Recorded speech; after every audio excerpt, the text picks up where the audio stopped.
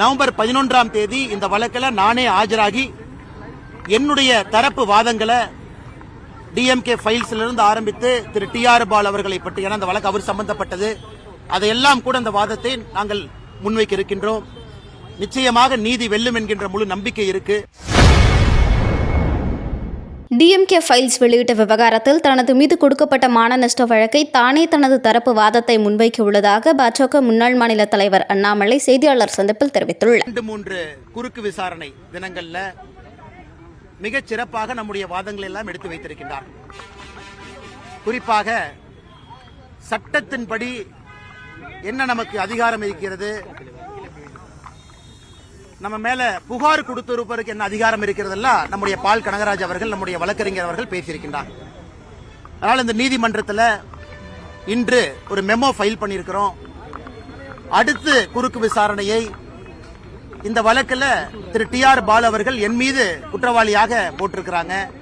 அதனால் நானே நேரடியாக இந்த வழக்கை நடத்துகின்றேன் என்று நீதிபதி அவங்ககிட்ட சொன்னோம். அண்ணன் பால் கனகராஜ் அவர்கள் எனக்கு உதவி புரிவாங்க என்கின்ற வாதத்தையும் வைத்தோம். அதை மாண்புமிகு நீதிபதி அவர்கள் ஏற்றுக்கொண்டிருக்கின்றார்கள். அடுத்த குறுக்கு விசாரணை நவம்பர் 11ஆம் தேதி ஒத்திவைக்கப்பட்டிருக்கிறது. நவம்பர் 11ஆம் தேதி இந்த வழக்கில் நானே ஆஜராகி என்னுடைய தரப்பு வாதங்களை டிஎம்கே ஃபைல்ஸ்ல இருந்து ஆரம்பித்து திரு டி.ஆர். பால் அவர்களை பற்றி அந்த வழக்கு அவர் சம்பந்தப்பட்டது அதையெல்லாம் கூட அந்த வாதத்தை நாங்கள் முன்வைக்க இருக்கின்றோம். நிச்சயமாக நீதி வெல்லும் என்கின்ற முழு நம்பிக்கை இருக்கு.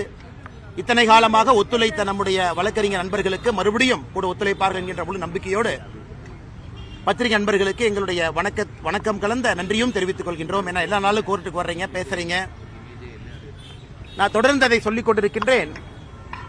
அண்ணன் டி.ஆர். பால் அவர்கள் சம்பந்தப்பட்ட அவர் அரசியல் வந்த காலத்திலிருந்து எல்லா விஷயத்தையும் கூட மாண்புமிகு நீதிபதி முன்பு, நீதிமன்றத்தின் முன்பு நவம்பர் 11ஆம் தேதி வைக்க இருக்கின்றோம்.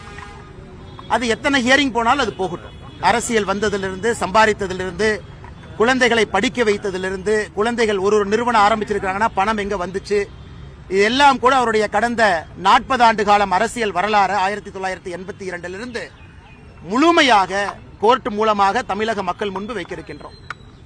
ஏன்னா நம்முடைய நோக்கமே 2023 ஏப்ரல் 14ஆம் தேதி இந்த டிஎம்கே ஃபைல்ஸ் வெளியிட்டதன் நோக்கமே எப்படி தமிழகத்தில் ஊழல் பெருச்சாளிகள் தொடர்ந்து நம்மை உறிஞ்சி பிழைத்து அண்டிக் கொண்டிருக்கின்றார்கள் என்பதை மக்கள் மன்றத்தில் வைக்கணும்.